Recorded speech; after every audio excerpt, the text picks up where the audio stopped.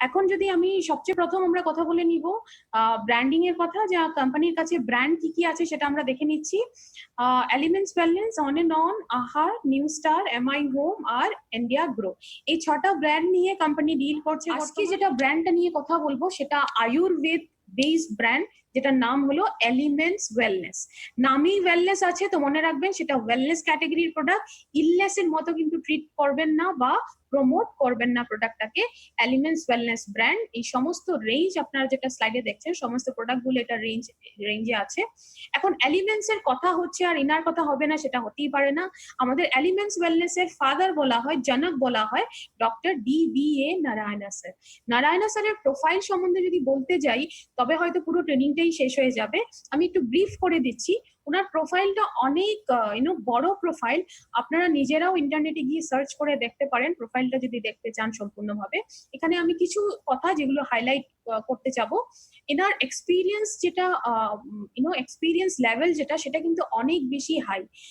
45 years এর বেশি experience আছে, 45 বছরের বেশি এক্সপিরিয়েন্স আছে। ফার্মা আর আয়ুর্বেদে ইনি এক্সপার্ট। ফার্মাতে গোল্ড মেডেলিস্ট, ডাবর আর হিন্দুস্তান লিভারের কোম্পানির হিন্দুস্তানের মতো কোম্পানিতে অ্যাজ এ ডিরেক্টর কাজ করার এক্সপিরিয়েন্স রয়েছে। তো বুঝতেই পারছেন এলিমেন্টস এর পিছনে যদি ইনি কাজ করছেন, তো এলিমেন্টস ওয়েলনেস এর ব্র্যান্ডের যেটা কোয়ালিটি, সেটা কোন লেভেলের কোয়ালিটি। ডেফিনেটলি এলিমেন্টস ওয়েলনেস এর যেটা ব্র্যান্ড, সেটা 2019 এর বেস্ট হেলথ কেয়ার ব্র্যান্ডের অ্যাওয়ার্ডও পেয়েছে। তো ডেফিনেটলি বেস্ট হেলথ কেয়ার ব্র্যান্ডে যদি অ্যাওয়ার্ড পেয়েছে, এখানে কোয়ালিটি সম্পর্কে কোয়েশ্চেন করাটা ঠিক হবে না, অলরেডি এস্টাবলিশ। অনেকেই হয়তো অ্যাওয়ার্ডটা পেয়েছে, কিন্তু এলিমেন্টস এই অ্যাওয়ার্ডটা কিন্তু অনেক কম সময়ে সেটা পেয়েছে। এটা ইকোনমিক টাইমস এর ওনাদের হিস্ট্রিতেও এটা প্রথমবার যে এত কম সময়ের মধ্যে কোনো একটা ব্র্যান্ড এটা এই অ্যাওয়ার্ডটা ওনারাও দিয়েছেন। এখন এলিমেন্টস ওয়েলনেস সম্পর্কে যেটা আয়ুর্বেদিক রেঞ্জ, সেটা সম্পর্কে কথা বলবো। এখানে আজকের যেটা আমাদের কাছে প্রোডাক্ট আমরা ডিসকাস করতে যাচ্ছি সেটা হলো well heart capsules. Well heart capsules হার্টের জন্য ডেফিনেটলি। এখন হার্টের মেইন কাজটা যদি বলতে যাই, হার্টের মেইন কাজটা কি, যেটা আপনারা স্লাইডে দেখতে পাচ্ছেন, হার্টটা কি হচ্ছে, পাম্পিং হচ্ছে। তো এটা একটা পাম্পিং অর্গান। হার্ট হলো আমাদের বডির ভেতরে থাকা একটা পাম্পিং অর্গান। এই পাম্পিংটা কখন থেকে হচ্ছে, যখন থেকে জন্ম হয়েছে, ইভেন সেটার আগের থেকে পাম্পিংটা শুরু হয়ে গেছে। আর কদিন অবধি পাম্পিংটা হবে, আমরা যতদিন বেঁচে থাকবো, তার মানে একদম লাস্ট ডে অবধি পাম্পিংটা হবে। এখন একটা এক্সারসাইজ আমি আমার লাইভ ট্রেনিং এ সবসময় করাই, এই জিনিসটা কনসেপ্টটা বুঝতে অনেক বেশি ইজি হবে। হাতটা যখন আমরা এভাবে পাম্পিং করি, এই পাম্পিং আমরা যে হাত থেকে করছি এটা কতক্ষণ করতে পারবো? 5 মিনিট, 5 ঘন্টা, 5 দিন? আচ্ছা, অনেকেই হয়তো ভাবছে 5 ঘন্টা 5 দিনে পৌঁছে গেছে, এটা হয়তো 5 ঘন্টা করাটাই অনেক আনইজি হবে। কেন আমি বলছি, প্রসেসটাতে যখন আমরা পাম্পিং করছি, আস্তে আস্তে কি হবে, আমাদের আঙ্গুলগুলো টায়ার্ড হবে, আঙ্গুলগুলো ব্যথা হবে।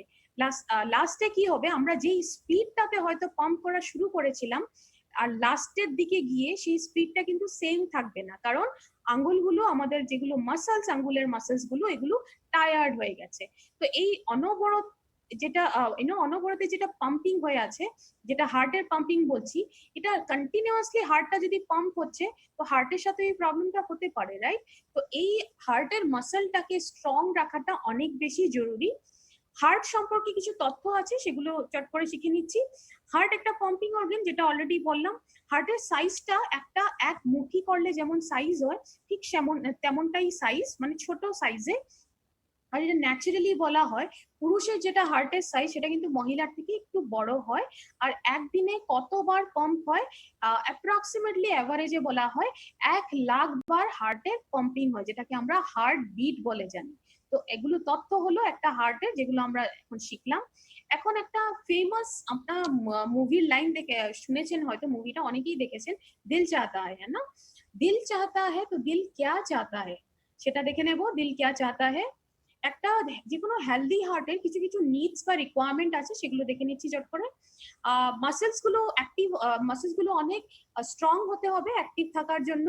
ব্লাড ভেসেলে যে কোনো জিনিস জমে আছে সেটা ক্লগিং থাকা চলবে না। ব্লাড ভেসেল কোনটা, যেটা থেকে আমরা রক্ত চলাচলটা করে, ব্লাড ভেসেল ওটাকে বলে। তো সেই রক্ত চলাচলের রাস্তায় যাতে কোনো ক্লগিং না থাকে, কোনো কিছু জমা না থাকে। নেক্সট ব্লাড ভেসেল গুলো স্ট্রং হতে হবে যাতে রক্ত চলাচল ক্রিয়াটা খুব স্মুথলি করা যেতে পারে, যেটা আমাদের ব্লাড সার্কুলেশন বলা হয়, যেটা রক্ত চলাচল প্রসেসটা সেটা খুব প্রপারলি হতে হবে। আর হার্টে কোনো জায়গায় কোনো ইনফ্লেমেশন থাকলে চলবে না, মানে ফোলাভাব থাকলে চলবে না। তো এই কটা যে কোনো হেলদি হার্টের রিকোয়ারমেন্টস বা নিডস। এখন স্ট্রং হার্ট মাসেলস কোথা থেকে আসে? হার্টের মাসেল গুলো স্ট্রং কি করে থাকবে? আমাদের ব্লাড সাপ্লাইটা যদি প্রপারলি হয়, ব্লাড সাপ্লাইটা এডিকুয়েট মানে হলো যতটা ব্লাড সাপ্লাই প্রয়োজন হার্টে ততটাই যদি সাপ্লাই হচ্ছে, তো ডেফিনেটলি আমাদের হার্ট মাসেল গুলো স্ট্রং হবে।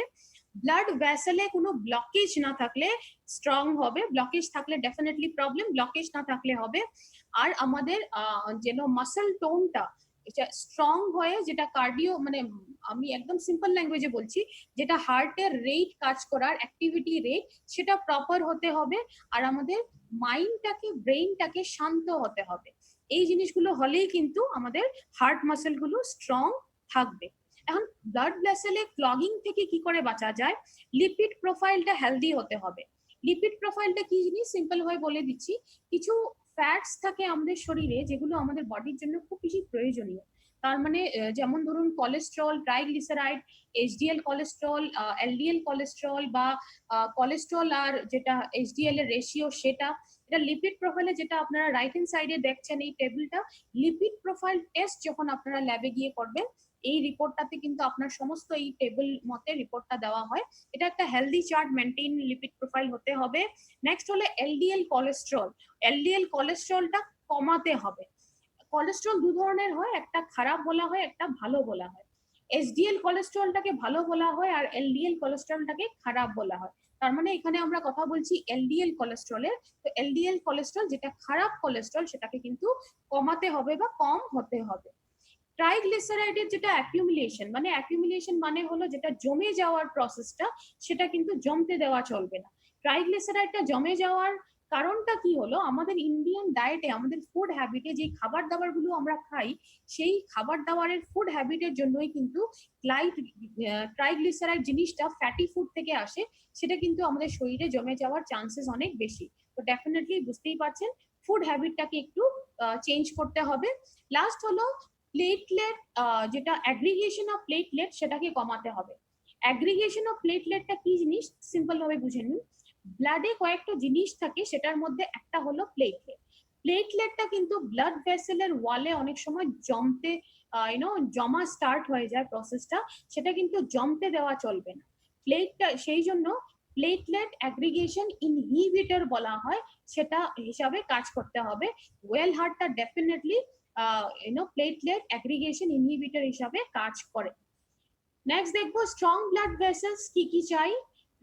স্ট্রং ব্লাড ভেসেলস এ কি চাই? ফার্স্ট হলো যেটা ব্লাড ভেসেলের ওয়াল, তার মানে ওয়ালটাকে ইলাস্টিসিটিটা মেনটেন করতে হবে। পিকচারে যেটা দেখছেন রাউন্ড মতো আছে সেটা হলো ওয়াল। ওয়ালটার ইলাস্টিসিটি যদি যথেষ্ট পরিমাণে আছে তবে কিন্তু ব্লাড ফ্লো রাউন্ডের যেটা মিডল পোর্শনে দেখছেন সেই জায়গাটা, এটা ধরে নিন একটা পাইপের মতো একটা জিনিস, পাইপের মাঝখান থেকে ব্লাডটা ফ্লো হয়, রক্তটা চলাচল হয়। সেই পাইপটার ইলাস্টিসিটি, তার মানে ওয়ালের যদি ইলাস্টিসিটিটা প্রপার না হয়, লুজ না হয়, তবে কিন্তু ব্লাড চলাচলটা, তার মানে ব্লাড ফ্লোটা, ব্লাড সার্কুলেশনটা কিন্তু প্রপারলি হতে পারে না। তাই জন্য এটা ওয়ালস গুলো ইলাস্টিসিটি মেনটেন করতে হবে। ব্লাড ভেসেল গুলো হার্ড হওয়ার থেকে বাঁচতে হবে। এখানে পিকচারে দেখুন, উপরের দুটো পিকচারে হলো হলো আছে, নিচের গুলোতে কিন্তু ইয়েলো কালারের কিছু জমে গেছে। ইয়েলো কালার যেটা ফ্যাটি মেটেরিয়াল, মানে ফ্যাট জনিত জিনিস বা কোলেস্ট্রল বলা হয়। ফ্যাট জনিত জিনিস বা কোলেস্ট্রল জিনিসটা যদি ব্লাড ভেসেলে জমা শুরু হয়ে যায়, তবে কিন্তু আমাদের ব্লাড ভেসেলের যেটা ওয়াল সেটা হার্ড হওয়া শুরু হয়ে যায়। হার্ড হয়ে গেলেই এখানে দেখতেই পাচ্ছেন কোলেস্ট্রল জমে যাওয়ার সাথে সাথে কি হয়, ব্লাড চলাচলের যেটা রাস্তা সেটা কিন্তু ন্যারো হয়ে যায়, ছোট হয়ে যায়। ছোট হয়ে গেলে ডেফিনেটলি আপনার রক্তচাপটা বেড়ে যায়। এটার জন্য রক্তচাপটা বেড়ে যাওয়ার যেটা সম্ভাবনা এটাতে খুব থাকে। আর এটা রিপোর্টে ডেটাসে দেখা গেছে যে ওয়েস্টার্ন কান্ট্রির তুলনায় ইন্ডিয়ানে এটা এই প্রবলেমটা অনেক বেশি, রক্তচাপের প্রবলেম বা আপনার যেটা হার্টের প্রবলেম। কেন?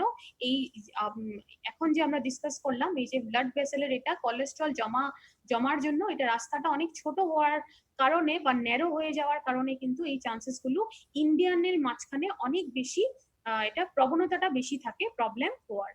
এখন একটা প্রপার সার্কুলেশন মেনটেন কি করে করবেন? আমাদের শরীরে কিন্তু 3 ধরনের ব্লাড ভেসেল থাকে, আর্টারিজ, ভেইন আর ক্যাপিলারিজ। আর্টারিজ যেটা হলো সেটা হলো ব্লাড থেকে আসে, আর ভেইন যেটা হলো সেটা আর্টারিজ যেটা হলো সেটা হার্ট থেকে আসে, ভেইন যেটা হলো সেটা হার্ট অব্দি যায়। আর ক্যাপিলারি গুলো দেখছেন ছোট ছোট যেগুলো মাঝখানে ক্যাপিলারিজ লেখা আছে, তার মানে আর্টারিজ আর ভেইনের কানেক্টর হিসাবে কাজ করে, আর এগুলো আর্টারি আর ভেইনের তুলনায় আরো বেশি পাতলা হয়। এখন দেখুন, ব্লাড যেটা সেটা কিন্তু শুধু হার্ট মাসেলস এ ভালো করে ফ্লো হচ্ছে, শুধু এটাতেই কাজ চলবে না। আমাদের বিভিন্ন জায়গায় যেটা এক্সট্রিম পয়েন্ট শরীরে, যেগুলো আমাদের হয়তো হাতের আঙ্গুলের ডগায়, পায়ের আঙ্গুলের ডগা অব্দি এই সার্কুলেশনটা প্রপারলি হতে হবে, যেটাকে মাইক্রো সার্কুলেশন বলা হয়। আর আয়ুর্বেদিক কনসেপ্টটা আমরা কেন ইউজ করেছি? কারণ আয়ুর্বেদ এই মাইক্রো সার্কুলেশনে কিন্তু অনেক বেশি ভালোভাবে হেল্প করতে পারে। এখন ইনফ্লেমেশনটা প্রিভেন্ট করতে হলে কি কি করতে হবে? ফোলাভাবটা কমাতে হলে ডেফিনেটলি ইনফ্লেমেশন যেটা সেটা হার্টের জন্য ডেফিনেটলি ভালো না। কি কি প্রবলেম হতে পারে, ইনফ্লেমেশন কোথায় কোথায় হতে পারে সেটা দেখে নিচ্ছি।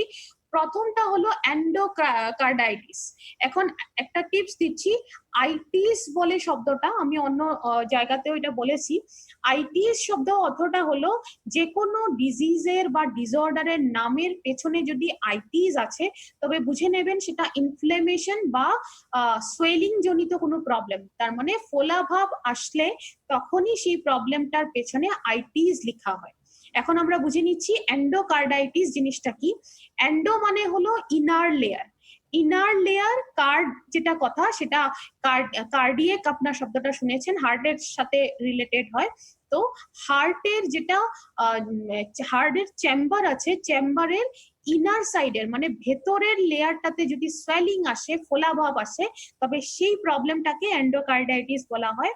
নেক্সটটা হলো মায়োকার্ডাইটিস। মায়োকার্ডাইটিসটা হলো মায়ো শব্দটা মাসলস এর সাথে রিলেটেড হয়, সেই জন্য যেটা আমাদের মাসলস হয়, হার্ট মাসলস, যেটা হার্টের মাসলস গুলো হয়, সেটাতে যদি ফোলাভাব আছে তবে সেটাকে মায়োকার্ডাইটিস বলে। লাস্টেরটা হলো পেরিকার্ডিয়াইটিস। পেরি শব্দটার কথা অর্থ হলো আউটার, তার মানে হার্টের যেগুলো টিস্যুজ আছে সেটা যদি বাইরের লেয়ারে মানে আউটার কাভারিং এর আউটার লেয়ারে যদি ফোলাভাব এসছে, সেটাকে পেরিকার্ডিয়াইটিস বলা যায়। এখন এটাকে অ্যান্টি ইনফ্লেমেটরি আর অ্যান্টি অক্সিডেন্ট হিসাবে ডেফিনেটলি কাজ করতে হবে, তবেই কিন্তু আমাদের এটাতে অনেক বেশি লাভদায়ক হবে। এখন কি কি জিনিস হার্টকে ড্যামেজ করতে পারে সেটা দেখে নিচ্ছি। স্ট্রেস, চিন্তা। চিন্তা অনেক বেশি যদি হয়, তবে আপনারা অনেকবারই শুনেছেন হয়তো যে অনেক বেশি স্ট্রেসে ছিল হার্ট অ্যাটাক এসছে। এই প্রবলেমটা কিন্তু একটা মেইন রিজন আমাদের হার্টের প্রবলেম বা ড্যামেজ হওয়ার। Lifestyle challenges. এখন পিকচার্সে দেখছেন এই ভদ্রলোককে কিভাবে বসে আছে, হাতে কি আছে দেখতেই পাচ্ছেন। এইভাবে লাইফস্টাইলে যদি কেউ আছেন তবে কিন্তু আপনাদের চান্সেসটা অনেক বেশি বেড়ে যাবে। আপনাদের লাইফস্টাইল হ্যাবিটটা ভালো হতে হবে। ডায়েট মানে খাবার দাবার, ফ্যাটি ফুড, ফ্যাটি জিনিস, ভাজা খাওয়ার, ফ্রাইড জিনিস বেশি খাচ্ছেন, তবেও কিন্তু আপনার হার্টটা ড্যামেজ হয়ে যাওয়ার চান্সেস থাকে। এক্সারসাইজ বা অ্যাক্টিভিটি যদি একেবারেই নেই, অ্যাক্টিভিটি জিরো অ্যাক্টিভিটি, লেজি লাইফস্টাইলে আছেন, তবেও কিন্তু একটা কারণ হতে পারে। একটা কারণ হেরিডিটির হতে পারে। হেরিডিটি মানে আপনাদের ফ্যামিলি হিস্ট্রিতে যদি হার্টের জনিত কোনো প্রবলেম আছে, তবেও আপনার কিন্তু এই চান্সেস একটু থেকে যায়। আজকের ডেটে কিন্তু লাস্টে যেটা পয়েন্ট বলবো, সেটা সবচাইতে বড় রিজন ইন্ডিয়াতে ট্রাইগ্লিসারাইড লেভেলটা বেড়ে যাওয়া। ট্রাইগ্লিসারাইড একটা সিম্পল বুঝবেন, ট্রাইগ্লিসারাইড একটা ফ্যাট জনিত জিনিস, ফ্যাটের মতোই জিনিস একটা, যেটা আমাদের বডিতে প্রয়োজনীয়, কিন্তু এটা বেড়ে গেলে কিন্তু এক্সেস অ্যামাউন্টে হয়ে গেলে সেটা আমাদের জন্য, স্বাস্থ্যের জন্য অনেক বেশি হানিকারক। এই ট্রাইগ্লিসারাইডটা যদি বেড়ে যায়, এটাও একটা রিজন আমাদের হার্ট ড্যামেজ হওয়ার। এখন হার্ট যে আপনার হেলদি না আনহেলদি এটা চেক কি করে করবেন? কিছু সিমটম আছে, সিমটমগুলি চট করে শিখে নিচ্ছি। আপনাদের ব্রিদিং যদি শর্ট হয়ে যায়, মানে ব্রিদিংটা নিচ্ছেন কিন্তু আরামে লম্বা ব্রিদিং হচ্ছে না, ছোট ছোট ব্রিদিং হয়ে গেছে, শর্টনেস অফ ব্রিদিং হয়ে গেছে, তবে এটা একটা সিমটম। আপনাদের চেস্টে পেইন হতে পারে, এটা একটা সিমটম। বমি ভাব হবে, এটাও একটা সিমটম। অ্যাংজাইটি খুব বেশি হবে, ঘাম বেরোবে, ঘাম আসা একটা সিমটম। আর মাথা ঘোরানোর একটা প্রবলেম হতে পারে, এটাও একটা সিমটম। এখানে লিপিড প্রোফাইলটা কিন্তু চেক করে আপনি আপনার হার্ট হেলথটা মনিটর করতে পারবেন।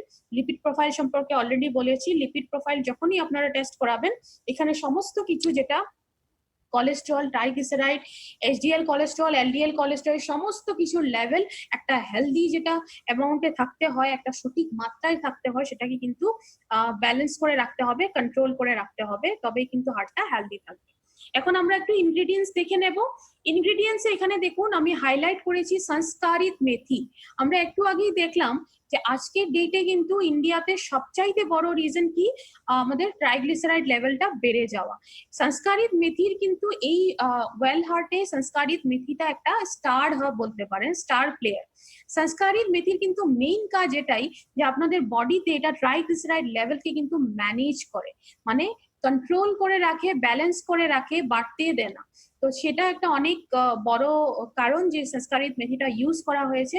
নেক্সট হলো এটার সাথে সাথে আরো দুটো জিনিস এটা হেল্প করবে, আপনাদের ডাইজেশন যেটা লেভেল বা আমাদের যেটা হজম প্রক্রিয়া সেটাতে কিন্তু হেল্প করবে। আর অ্যান্টিঅক্সিডেন্ট অ্যাক্টিভিটি রয়েছে। অ্যান্টিঅক্সিডেন্ট, এটা যদি আমি সিম্পল বলি, অ্যান্টিঅক্সিডেন্ট মানে কি, এটা আমাদের শরীরে গার্ডের কাজ করে, মানে বাইরের আক্রমণ থেকে শরীরটাকে বাঁচানোর কাজ করবে। এটা ছাড়া এখানে কম্বিনেশন কি রয়েছে, অর্জুনা বার্গ আর পুষ্কর মূলের কম্বিনেশন রয়েছে। এই কম্বিনেশনটা আপনাদের হার্টের যেটা কাজ করার ফাংশন বা অ্যাক্টিভিটি সেটাকে নর্মাল রাখতে, মেনটেন করতে হেল্প করবে। ব্লাড ভ্যাসেলের যেটা ইলাস্টিসিটি, আমি বলেছিলাম ইলাস্টিসিটি থাকতে হবে, না হলে রক্ত চলাচলটা প্রপারলি হতে পারে না, তো ইলাস্টিসিটিটা মেনটেন করতে হেল্প করবে। আর ডেফিনেটলি আপনাদের কোলেস্ট্রল লেভেলটা কম করতেও এটা হেল্প করে। লাস্ট কম্বিনেশনটা এখানে আছে মুনাক্কা, শতাবরী আর গুরুচি। এই তিনটে জিনিসের কম্বিনেশন একটা জিনিসে হেল্প করে, আপনাদের ইমিউনিটিটাকে এনহ্যান্স করে, আপনাদের ইমিউনিটিটা বাড়িয়ে তোলে। তার মানে ইমিউন সিস্টেমটাকে স্ট্রং করে তুলে, আপনাদের শরীরটা যদি ভেতর থেকে স্ট্রং হয়ে যায়, ডেফিনেটলি হার্টটা কাজ করতে ন্যাচারালি সেটা ফাংশনটা স্ট্রং হয়ে যায়। এখন আমরা ওয়েল হার্টের বেনিফিট গুলো চট করে দেখে নেব। বেনিফিট গুলো কি কি, 30 ইয়ার্স এর ওপরে আছে, অনেক বেশি হ্যাকটিক লাইফস্টাইলে আছে এমন মানুষের জন্য ডেফিনেটলি বেনিফিশিয়ারি। আমাদের অ্যাকচুয়াল এজ আর বায়োলজিক্যাল এজটাকে ব্যালেন্সে রাখে।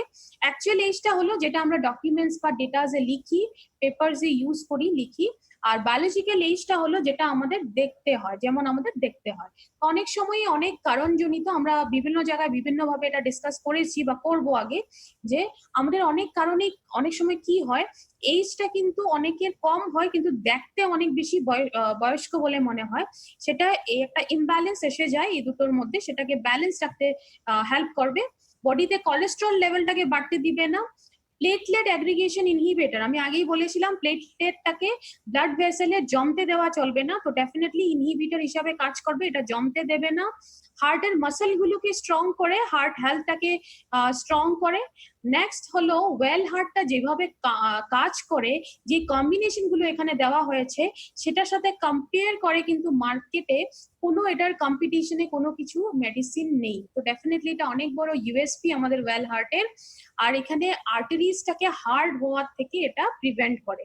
আপনারা এখানে পিকচারে দেখতে পাচ্ছেন যেটা ইয়েলো পোর্শন জমা হয়ে গেছে সেটা কোলেস্ট্রল। আমরা আগেও এই মাত্র এখন একটু আগে আমরা ডিসকাস করেছি যে ইয়েলো পোর্শনটাকে বলা হয় কোলেস্ট্রল বা ফ্যাট জনিত জিনিস, সেটা যদি জমতে দেওয়া শুরু হয়ে যায় তবে কিন্তু আর্টারিজ এর ওয়ালটা হার্ড হয়ে যায় আর আমাদের একটা প্রেসার ক্রিয়েট হয়। রিস্টেনোসিস প্রসেস থেকে বাঁচাতে পারে। রিস্টেনোসিসটা কি জিনিস, আপনাদের আশেপাশে হয়তো অনেক মানুষেরই অনেক সময় শুনেছেন স্ট্যান্ড ফিট করতে হয় হার্টের মধ্যে, কারণ এনজিওপ্লাস্টি যেটাকে বলা হয়, ব্লকেজ হলে এটাকে স্ট্যান্ড লাগিয়ে জিনিসটাকে ব্লকেজটাকে খুলে দেওয়া হয়।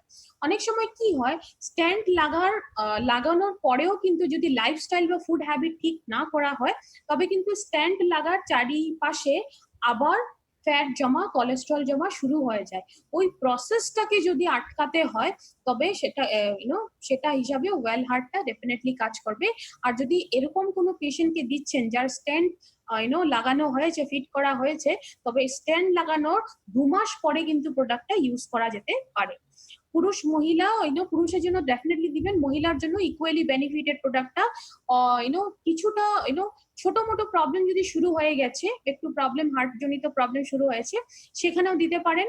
ওয়েল হার্টের রেজাল্টটাকে যদি রিভিউ করতে হয় বা মনিটর করতে হয় বা রেজাল্ট দেখতে চান, তবে কিন্তু ওয়েল হার্টটা দেওয়ার 12 সপ্তাহের পরে দুটো টেস্ট করে এটা রেজাল্টটা দেখতে পারেন। একটা হলো ইকো টেস্ট, সেকেন্ডটা হলো লিপিড প্রোফাইল টেস্ট।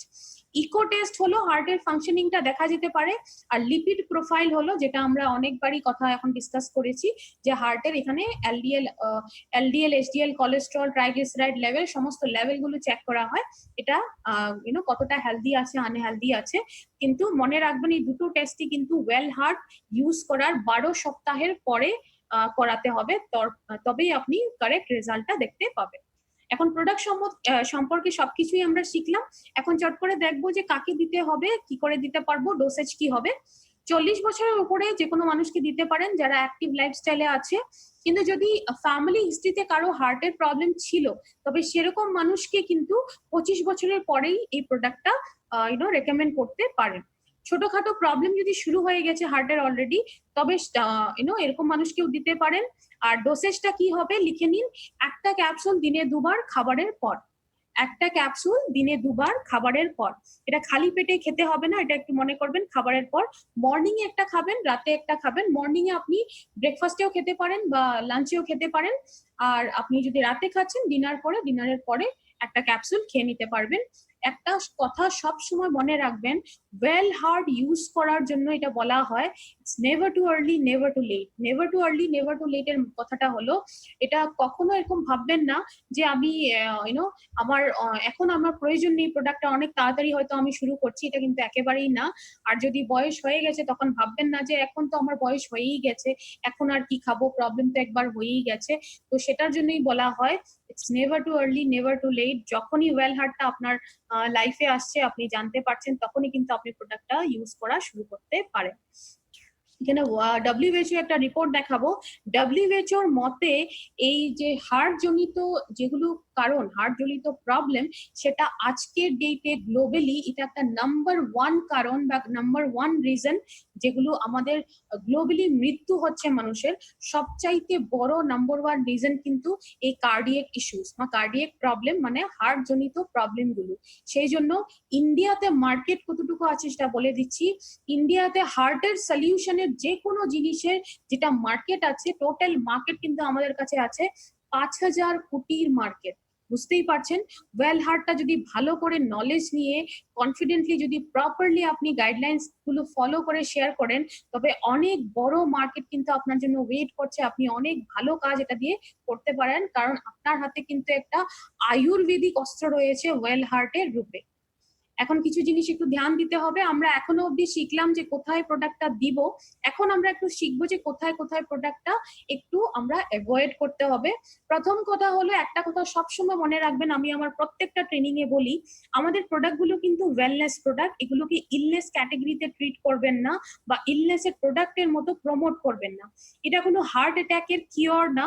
তো ডেফিনেটলি হার্ট অ্যাটাক আসবে না বা হার্ট অ্যাটাক কিওর হয়ে যাবে এই ধরনের প্রমোশনটা মার্কেটে করা চলবে না।